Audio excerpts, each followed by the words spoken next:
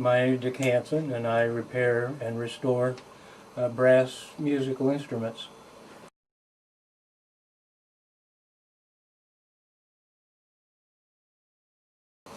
I was always an amateur musician and got talking to people about various repair people, and I became interested and took a 2-year course at Orange Coast College in repair, and then I went from there.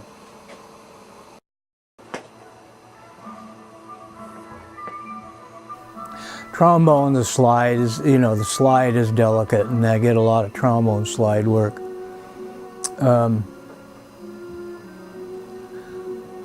Things wear out, things come unsoldered, but all the brass instruments are put together with solder, so they have the same problems in that respect.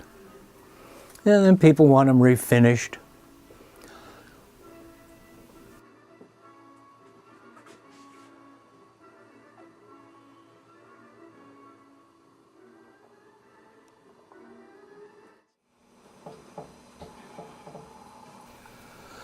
I do all the brass instruments: trumpets, horns, trombones, tubas. I do some cymbal work once in a while. But I do a lot of modifications.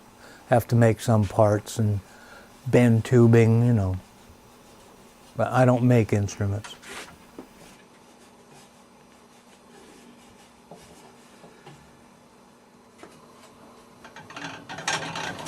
Oh, I play in a brass quintet and also a community orchestra.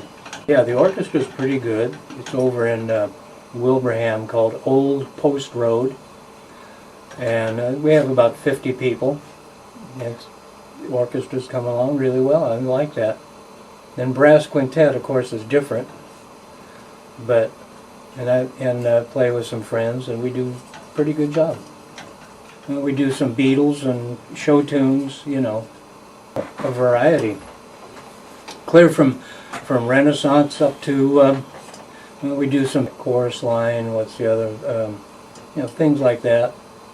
Some classical stuff.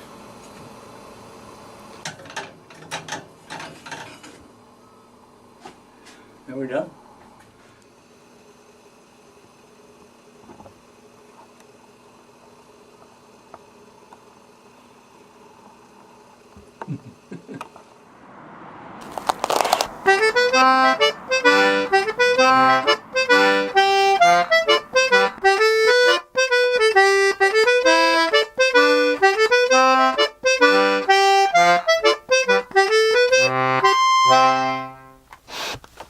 So that's that.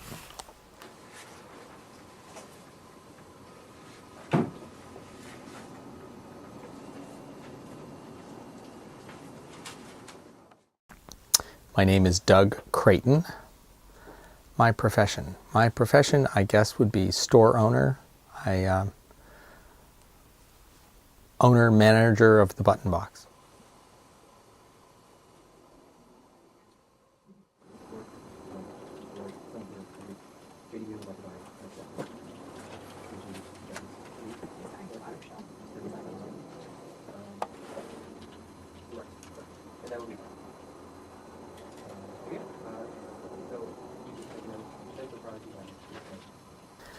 I got started as a customer.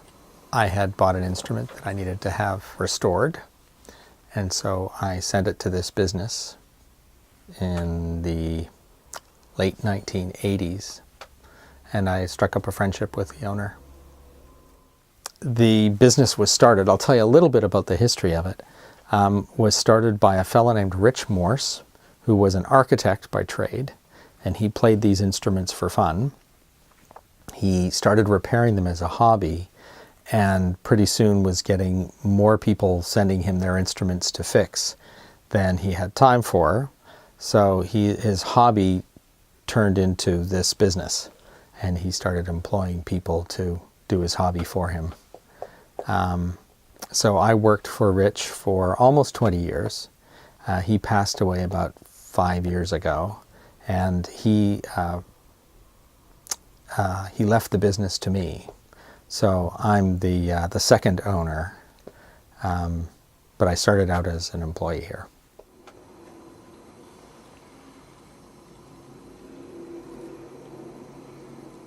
We have accordions and we have concertinas. They all make sound the same way. But for accordions, we have diatonic accordions. Can I show you some? So this is a diatonic accordion. Buttons on both sides. Each button plays 2 notes. Different one when you push and pull on the bellows. These come in 1 row, 2 row, 3 row. It refers to how many rows of buttons there are over here. It's sort of like a harmonica with bellows. So the more rows you have, the more keys you can play in. And they're made in specific keys. And we have piano accordions. They're the kind that most people think of. That have piano keys on one side, buttons on the other side. We sell all different sizes of those. This is what they call an Anglo system concertina. This one happens to be made here by us.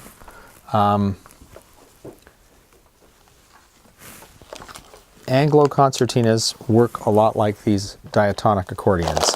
Each button plays 2 notes. I got the same notes on both instruments. What a coincidence. So low notes on the left-hand side, high notes on the right side, and you can play melody with one hand, chords with the other, and they give you a different, as I said, a different note when you push and pull on the bellows.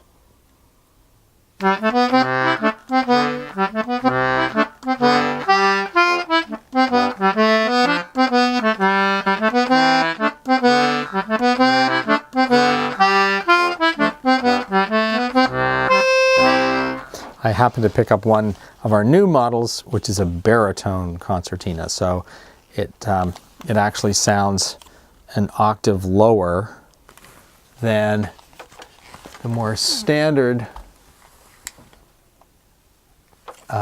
models we make. Here's one that sounds an octave higher.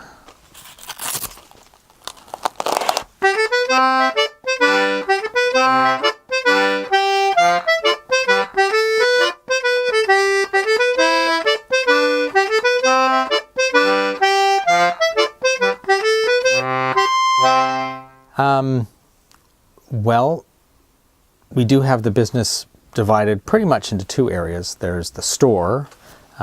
We handle all of the customer sort of requests, and we manage the website, we answer emails on the phone and that sort of thing. And we also have the instruments here on display.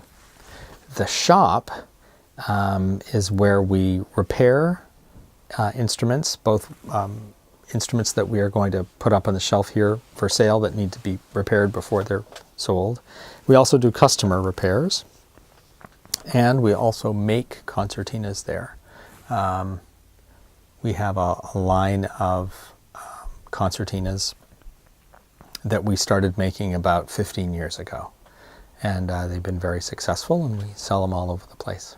You may want to pull it back out because it's hard to tell exactly where what I'll do is, in that type of instance, I'll push down on the 2 sides and then see if I have give or not, and at just the point where I don't have give, I assume that's right. Yeah, sure. My name is Will Qualley, and what I do exactly? Well, I build all of these parts and these bits under here of the concertinas that we make.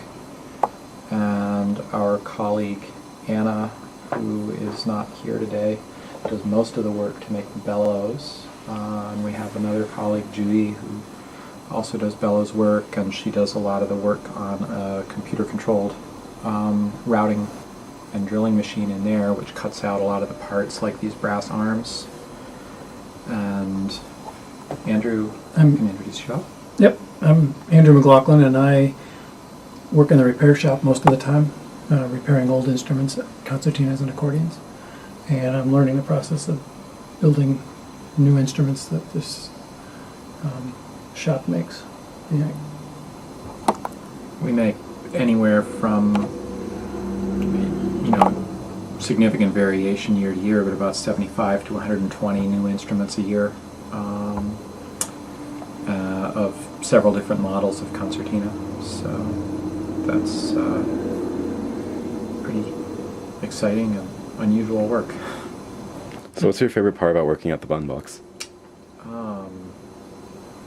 Knowing that I'm making a physical product that has really one purpose in life, and that's to make other people happy. And knowing that it's made with quality and it's going to last for decades, and it's not something that'll last for 5 years and then break or go out of fashion or something.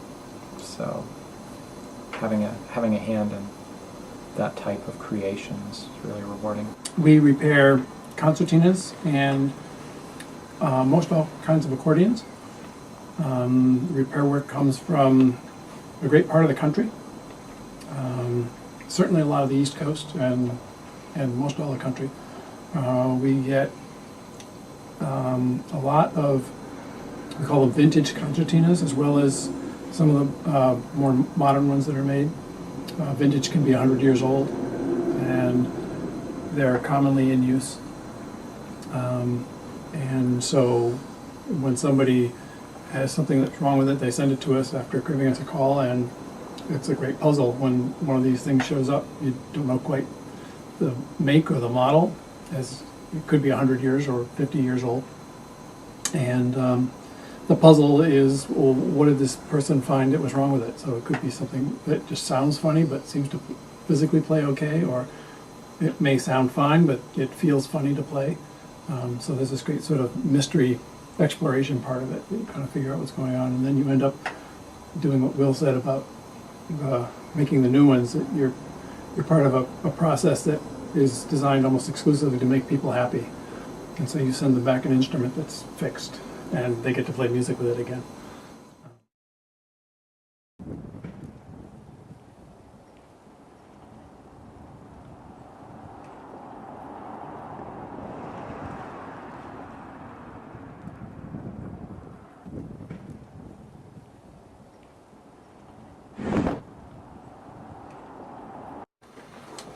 My name's Matt Stamble, and I'm the owner of Stamble Stringed Instruments, which is where we are. I started when I was in college, actually. I went to Hobart College, and I was playing guitar at the time, and a professor there offered a course in mountain dulcimer making. And I had done some woodwork, and I took that course and found that I really, really liked it, and that's kind of how I started in instrument work in general. By the time I graduated, I had made several instruments already, including a guitar, and I decided to go to instrument making school as graduate school. I went to BU program in artisanry in Boston, and then I started to work in shops and doing a lot of guitar repair and eventually violin repair. And then I went to take some courses at University of New Hampshire Violin Craftsmanship Institute, and was apprenticing in a shop in Boston until I moved to Amherst and opened up my own shop. So my path to it was initially through guitar making and guitar repair, and then violin repair, which I had to learn afterwards.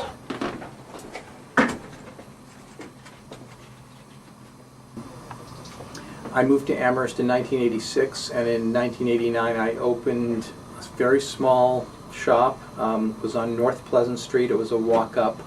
It was in one room, and over time it really grew, and I moved into this building in 1995, so it's been nearly 20 years in this building. The shop is 25 years old. Right from the start, we rented instruments. We bought, maybe 30 or 40 violins and started to rent them out, some cellos. I was doing repair work. I was doing bow work at the time too. Over time, it grew, the whole business grew, so that now we're making and restoring, and we rent about 1,500 instruments at the moment. My daughter Molly works here taking care of the rental instruments. We send instruments around the country for sale. I think we're known all around the U.S. and a little bit in Europe as well. Just through a lot of hard work and constant study, we've achieved a certain level in the violin trade. It starts with the form, and then followed by blocks. These become part of the violin. Ultimately, this part here does not. That's just a form, and ultimately that disappears. The sides get bent and attached to these blocks. The sides are made from maple, and they're cut into strips and very thin. This is still actually too thick, but roughly 1 millimeter thick strips of maple, which then get bent and glued to the blocks on the form. That gives you a rib structure. You then make the top and back, and the back is made from maple, flamed maple. Here's a piece that will become a back. In this case, it will be 2 pieces of wood joined in the middle. And then once you have the 2 pieces joined, you start to shape and carve the back. You use your forms, your templates, to draw the instrument onto the wood, and cut out the shape, and start carving and thicknessing. And the same thing happens for the top. The top is made from spruce. So the back and sides are hardwood, the top is a softwood.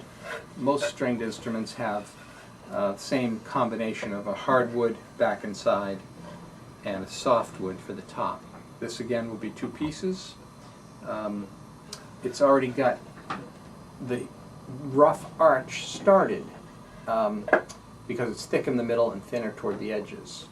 It's basically how the shape of the arch of the top of a violin and the back of a violin is already started in how you saw the wood from the tree. And then the neck is also maple, and it's all carved by hand. I guess the most interesting part is that, for me, that the violin is a window onto the world. And it's a window onto the contemporary world and the world that's past. So through the violin, or stringed instruments, you learn a lot about history, art, culture. You learn about wars, you learn about European history. I've traveled most of the world for the violin trade. I've gone to trade fairs in China and Europe and all over the place. And so I really feel like I've learned a lot about a lot of cultures through the window of the violin family.